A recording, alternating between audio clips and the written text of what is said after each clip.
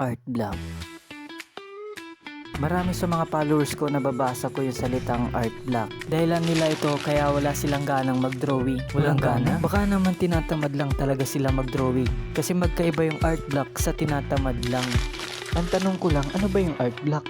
Ito yung nararanasan ng mga artist. Blanco yung kanilang imahinasyon. Kung sa gitara, wala sila sa tono. Hindi gumagana yung kanilang creativity. Alam mo yung feeling na gusto mo talagang mag-drawing pero walang pumapasok sa isip mo. Kaya ang resulta, walang magawang art.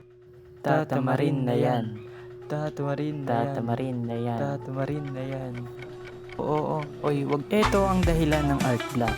Dahil ito sa stress, nalipasan ng gutom, 3 araw na hindi naliligo, at walang kabebe time. Lo. Ito na, seryoso na. Sa madaling salita, marami ang pwedeng dahilan dito. Ang tanong, paano ito maiiwasan? Siyempre, ito ang gawin mo. Unahin natin si God na nagbibigay ng peace of mind, families na laging nakasupport, at humanap ka ng inspirasyon. At kung hindi ka naniniwala sa mga pinagsasabi ko, pwede mo namang hindi sundin.